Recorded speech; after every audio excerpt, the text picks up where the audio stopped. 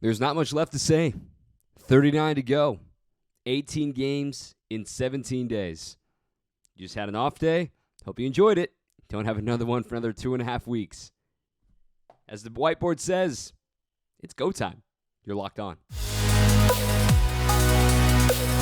You are Locked On Brewers, your daily Milwaukee Brewers podcast. Part of the Locked On Podcast Network, your team every day.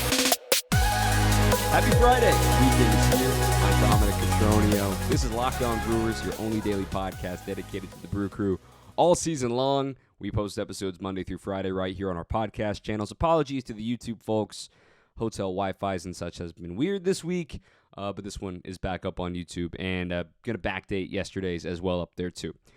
Thank you for tuning in. I'm the statistician for Valley Sports Wisconsin, and I'm the post-game host on Brewers Extra Innings on WTMJ. You can catch me live after all 3 games this weekend against those Cubbies, and we have participation there live on the show. You can call in, text in, tweet me, whatever. But here, Locked On Brewers, we got about 20 minutes to just talk about the Brew Crew. And let me tell you, man, after yesterday's off day, I don't know what else there is for me to say. I had Brewers Weekly last night on WTMJ, and I could sit here and just repeat myself over and over and over till I'm blue in the face saying, all right, you're about to face 18 straight sub-500 teams. You knew that already.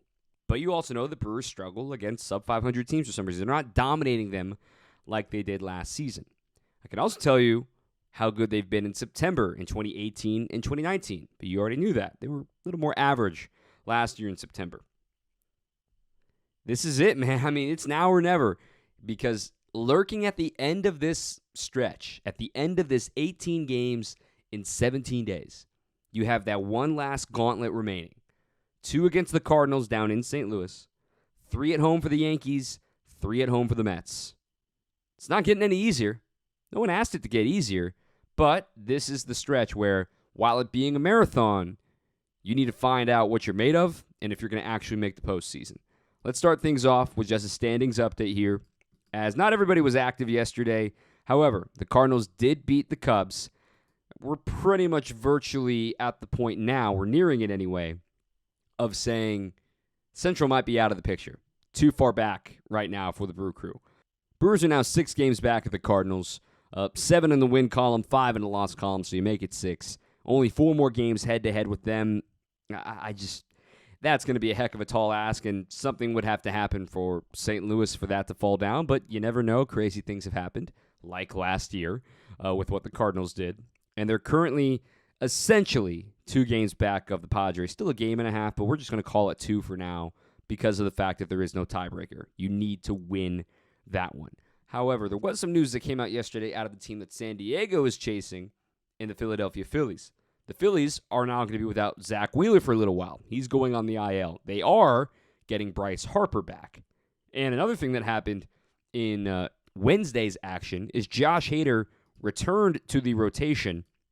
I shouldn't say rotation, but to the bullpen, and actually pitched the 8th inning, a soft landing in that 7-0 loss they had against the Guardians. In case you're wondering, Hader, he allowed 2 hits. All 3 outs, though, were on strikeouts. His ERA is up to 5.17, but hey, that's there. We got to worry about here. Updates health-wise for the Brewers. Today, we are expected to hear that Jace Peterson will be activated off the injured list from his injured elbow, and you would expect Pablo Reyes to be optioned back to AAA once that move is made official. He appeared in 3 games in Appleton, did Jace. He had 9 at-bats, 2 hits, also had a walk, 3 strikeouts, just trying to get his feet underneath him. He played both third base and he played the outfield, which is interesting to me. More on that a little bit later, as I'm going to talk about lineups a little bit later in the show. But Jace, for all intents and purposes, it is expected to be activated today. There's a few other roster moves I failed to mention last week, or last episode, I should say, for what the Brewers did and how they're working around their 40-man right now. Our hunch about the guys like Jake Cousins and Justin Topa being used up for their maximum time on rehab assignment was accurate. So Topa had already been optioned down to AAA last week while his 30 days was up. Now Jake Cousins' 30 days is up. He has been optioned down to AAA. In order to do that, the Brewers designated J.C. Mejia for assignment, DFA'd him. They outrighted him, which means he is eligible to be plucked by another team off waivers. He they're just trying to take him off the 40-man, which obviously they did, but now if he does stay in the organization, he would have to be added back to the 40-man if he's going to make the team. But quite frankly, this offseason, he's probably going to elect to become a free agent again. For the Brewers, Trevor Kelly was optioned to make room for Hauser being activated as well. That was coming on Wednesday, and the 40-man is full again. But now, for the first time in a while, you can say, well, there's not like you need to add anybody imminently. There's nobody on the 60-day IL right now that would be pitching this season, i.e. Miguel Sanchez is the only one that's on the 60-day IL right now. The only other guy that you would think, like, well, when is he going to join the team is Trevor Rosenthal. Trevor Rosenthal has pitched in a couple of games in the minor leagues so far. In Nashville, he's appeared in 3 games. He's only thrown 2 innings, 4 hits, 4 runs, 2 homers, 3 walks, 2 strikeouts. Diving into Rosenthal's game logs, he's pitched just about every other day. The first 2 days, he went the 17th and the 19th. He only got 1 out on the 19th, allowing a home run, 2 hits, only got 1 out. And then on the 23rd, so that would put you on Tuesday, 2/3 of an inning, 2 hits, 3 runs, a homer, 2 walks, and a strikeout. Not exactly encouraging for the guy that's supposed to be coming back and obviously got a prorated deal for his salary, but we'll see, man. He's probably going to pitch again in the minor leagues a few more times. He is on rehab. He is already on the 40-man, just in case you were wondering. He's only on the 15-day IL. He is eligible to come off, dealing with his strained hamstring, but there would have to be a move currently if the Brewers add him on, which naturally would probably be Peter Strzelecki or Jason Alexander going back down to AAA. But the thing to remember is in just under a week now, September 1st, the roster expands. You can add 1 more bench bat and 1 more pitcher. It could be a starter or a reliever, but that's what they're looking at right now. The other injury updates. Mike Brasso's on the injured list now with a strained oblique. They expect him to miss the minimum number of days. We'll get an update today from Craig Counsell, but it's something that he had been dealing with all year. They expect him to miss the minimum 10 days.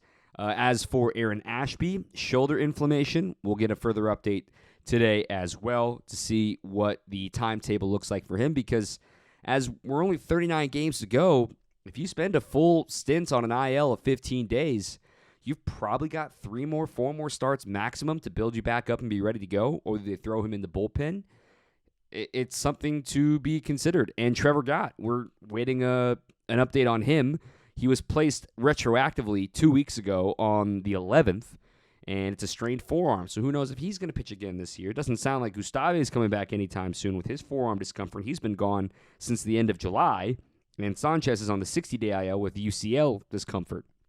Bullpen's kind of all over the place. As for other roster news, everyone wants to talk about Sal Frelick. Everyone wants to talk about Esteury Ruiz. And I'll reiterate again, Esteury Ruiz is already on the 40-man.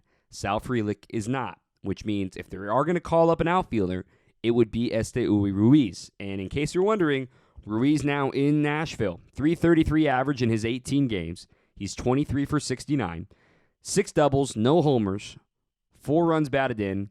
His walks and strikeouts have kind of gone back the other direction of what he was doing earlier in the year. 7 walks, 17 strikeouts, which is still not bad, but given that it was a big improvement for him this year in 2022 that his walk rate improved exponentially. Still doesn't strike out a whole lot compared to modern baseball, but right now with the Brewers, he's striking out about a little over 20%, which is better than league average. So that's all you can really ask for these days. He's got an .823 OPS. And once again, to reiterate, Sal Frelick, if he gets added to the roster, I would be shocked, but he's going to make things very interesting come non-roster invitee time next spring in 2023. The Brewers will have decisions looming in their outfield.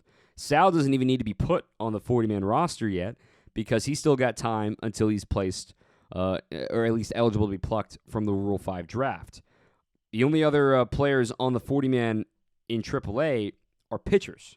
So Justin Topa, Jake Cousins, Trevor Kelly, Luis Perdomo, and Ethan Small. And Ethan Small had a very short start yesterday due to pitch count, though, mostly. He ran into trouble in the second inning with those walks again. So I doubt we see Ethan Small again this season for what he's done down in AAA. But if in case you're wondering about Bryce Terang, or in case you're wondering about Joey Weimer, or in case you're wondering about Garrett Mitchell, they've got a lot of talent all of a sudden there now in AAA.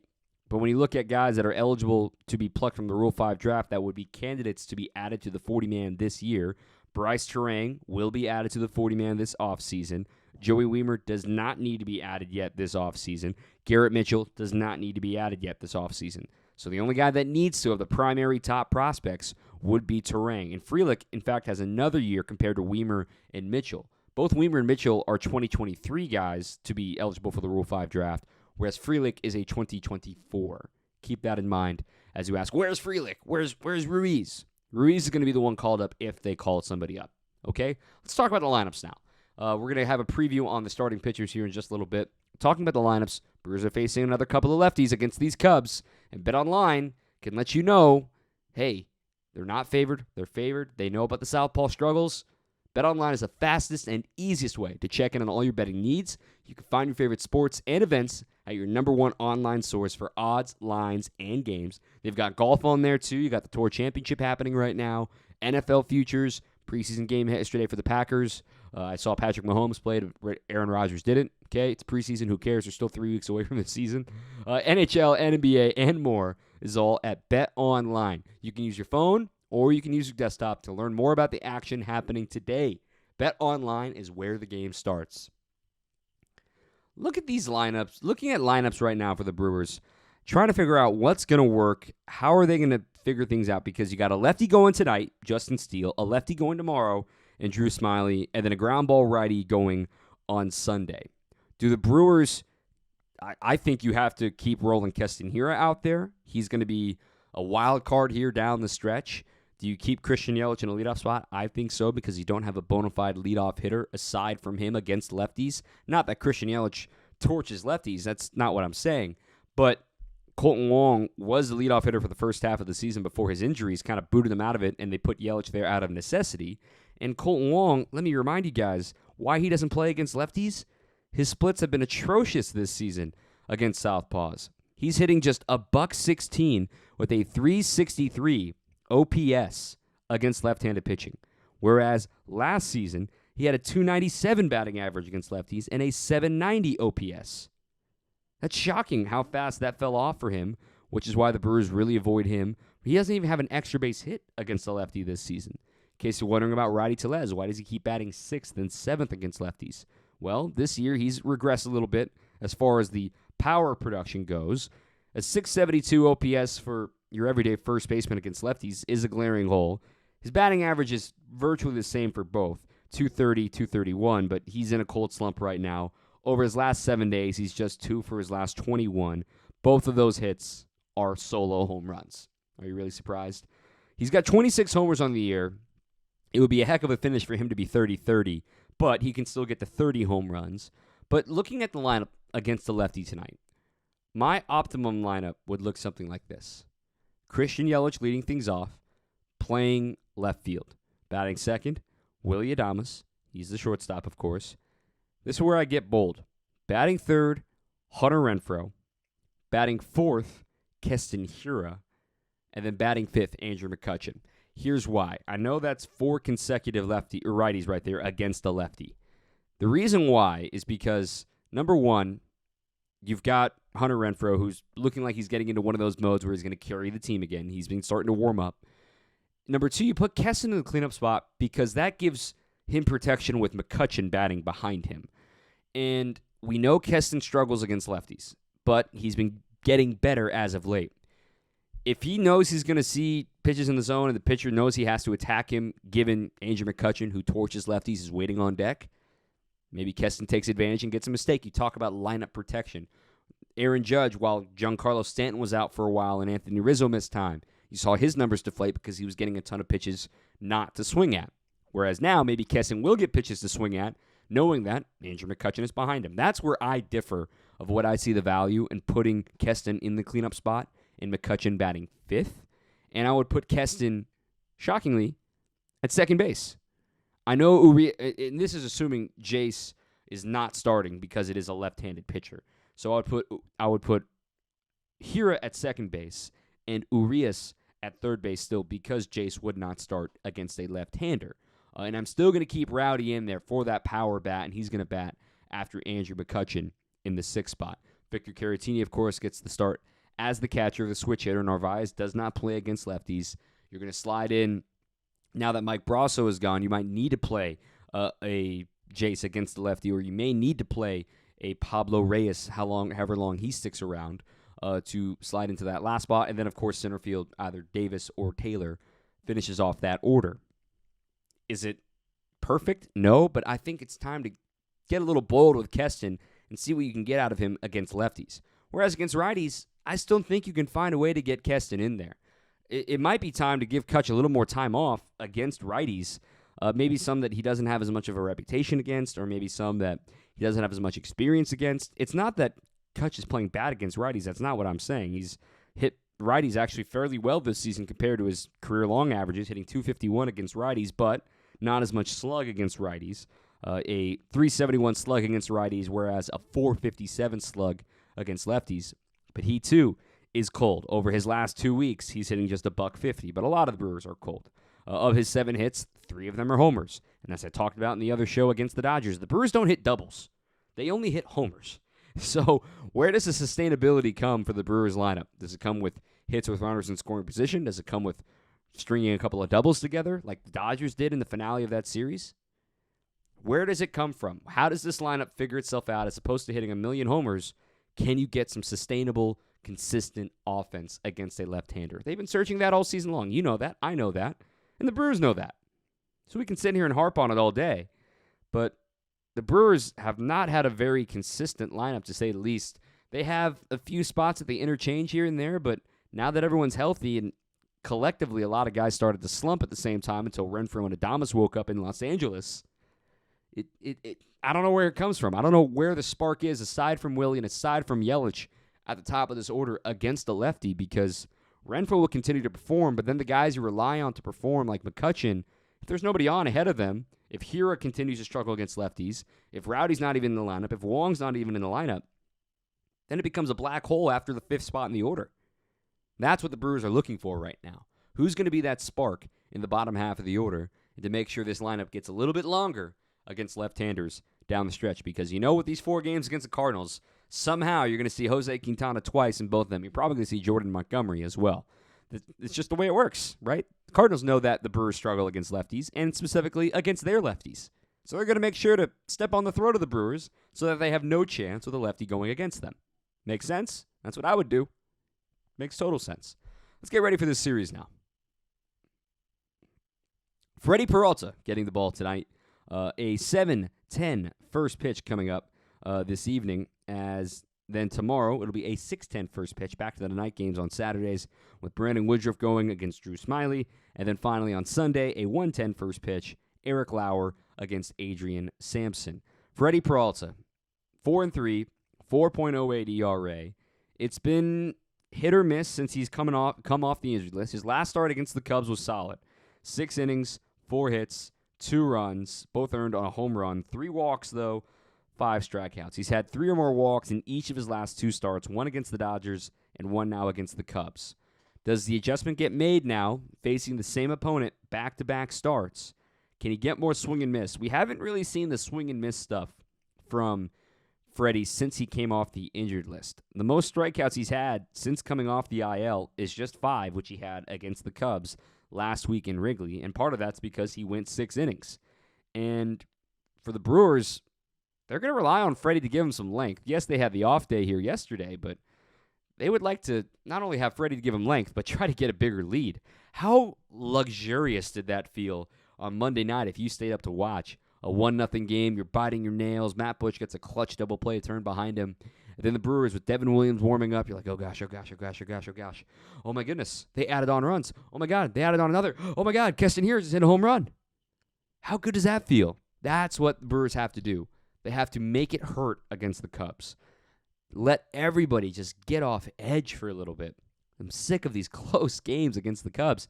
Every single game last weekend in Chicago, close, 2 extra inning games.